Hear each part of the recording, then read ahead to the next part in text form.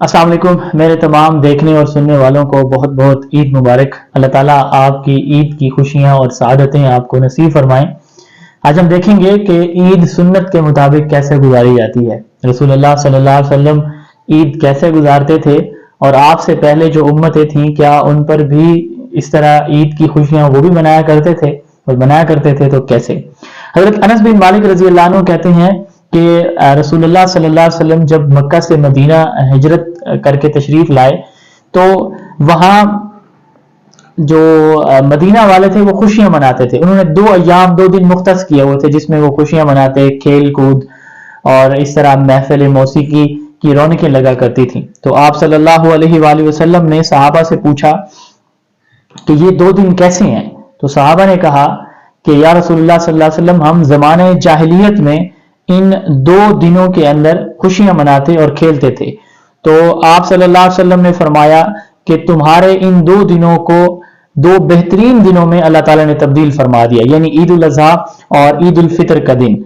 अब हमारे नबी करीम सल्लल्लाहु अलैहि वसल्लम से पहले भी ईद मनाई जाती थी मुख्तलिफ उम्मतों में। जैसे हजरत आदम अलैहिस्सलाम की उम्मत हजरत आदम अलैहिस्सलाम की जिस दिन तौबा कबूल हुई थी उस दिन को ईद मनाया करती थी। इसी तरह हजरत इब्राहिम अलैहिस्सलाम की जो कौम थी वो उस दिन ईद मनाया करती थी जिस दिन इब्राहिम अलैहिस्सलाम को नमरूद की जो आग थी उससे निकाला गया था। इसी तरह यूनुस अलैहिस्सलाम को अल्लाह ताला ने जब ला इलाहा इल्ला अंता सुब्हानक इन्नी कुन्तु मिनज़ ज़ालिमीन ये जो तस्वीर उन्होंने जिक्र की थी, विर्द की थी, तो इसकी वजह से जब अल्लाह ताला ने उनकी 40 दिन के बाद मछली के पेट से उनको निकाला तो उस दिन उनकी कौम ईद मनाया करती थी। ईसा अलैहिस्सलाम की कौम जब मायदा नाजिल हुआ था तो उस दिन ईद मनाया करती थी। तो ये मुख्तलिफ उम्मतों के अंदर ईद इस तरह से इन अयाम के अंदर मनाई जाती थी। रसूलुल्लाह सल्लल्लाहु अलैहि वसल्लम जब मक्का से मदीना तशरीफ ले गए तो सन 2 हिजरी को अल्लाह ताला ने रोजों का हुक्म नाजिल फरमाया, और रोजों का हुक्म भी आदम अलैहिस्सलाम से नाजिल था, यानी आदम अलैहिस्सलाम की कौम की उम्मत भी रोजे रखा करती थी। इसी तरह ये सिलसिला रोजों का हमारे नबी करीम सल्लल्लाहु अलैहि वसल्लम खातमुन नबीयीन तक भी इसी तरह फिर चलता चला आया। करीम सल्लल्लाहु अलैहि वसल्लम ईद नमाज पढ़ने के लिए घर से निकले तो रास्ते में देखा गए कुछ बच्चे खेल रहे थे और एक बच्चा अलग बैठ के रो रहा था। रसूलुल्लाह सल्लल्लाहु अलैहि वसल्लम उस बच्चे के पास तशरीफ ले जाते हैं और उससे पूछते हैं कि आप क्यों रो रहे हैं। वो बच्चा या तो रसूलुल्लाह सल्लल्लाहु अलैहि वसल्लम को जानता नहीं होता या फिर अपनी परेशानी की वजह से आगे से अर्ज करता है कि मुझे मेरे हाल पे छोड़ दीजिए। आप सल्लल्लाहु अलैहि वसल्लम उससे दरियाफ्त फरमाते हैं कि आपका माजरा क्या है। तो वो बच्चा कहने लगता है कि मेरा बाप एक गज़वे में शहीद हुआ और मेरी माँ ने दूसरी शादी कर ली थी, और मेरे जो सौतेले बाप हैं उन्होंने मुझे घर से निकाल दिया था और जो मेरा माल था वो भी सारा खा गए हैं। आप सल्लल्लाहु अलैहि वसल्लम ने उस बच्चे से फरमाया कि बेटा क्या आपको ये अच्छा लगेगा कि रसूलुल्लाह सल्लल्लाहु अलैहि वसल्लम आपके वालिद हों, अम्मी आयशा आपकी वालिदा हों, सैयदा फातिमा सलामुल्लाह अलैहा आपकी बहन हों, सैयदना अली रजी अल्लाह अन्हु आपके चचा हों और हसन हुसैन अलैहिस्सलाम रजी अल्लाह अन्हु आपके भाई हों। तो बच्चा बड़ा खुश हुआ। आप सल्लल्लाहु अलैहि वसल्लम उसको घर ले जाते हैं और उसको नहलाते धुलवाते और उसको अच्छे कपड़े पहनाते हैं। वो बच्चा जब वापस उन्हीं बच्चों के पास आता है तो वो बच्चे उनसे पूछते हैं कि अभी तो आप रो रहे थे, अभी आप मुस्कुरा रहे हैं, हंस रहे हैं। तो बच्चा कहता है कि मैं भूखा था, मुझे अल्लाह ताला ने मेरे लिए खाने का बंदोबस्त किया, मैं नंगा था, मेरे लिए लिबास का बंदोबस्त किया, मैं बगैर वालिदैन के था, तो मेरे अब रसूलुल्लाह सल्लल्लाहु अलैहि वसल्लम और सैयदा आयशा मेरी वालिदा हैं, ये मेरे वालिदैन हैं। तो पास खड़े एक बच्चे ने कहा काश मैं भी यतीम होता। आप सल्लल्लाहु अलैहि वसल्लम के विसाल तक ये बच्चा आप सल्लल्लाहु अलैहि वसल्लम के पास रहा, और जब आप सल्लल्लाहु अलैहि वसल्लम इस दुनिया से तशरीफ ले गए तो ये बच्चा रो के कह रहा था कि मैं आज फिर यतीम हो गया। आप सल्लल्लाहु अलैहि वसल्लम के विसाल के बाद ये बच्चा फिर हजरत अबू बकर रजी अल्लाह अन्हु की कफालत में आ गया।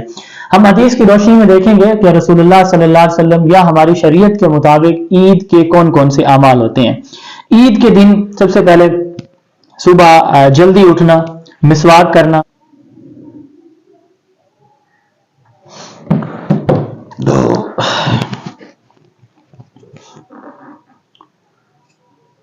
हदीस की रोशनी में ईद उल फितर के आमाल को हम तरतीब से देख लेते हैं। ईद के दिन सुबह जल्दी बेदार होना, मिसवाक करना और अच्छा लिबास से तन करना।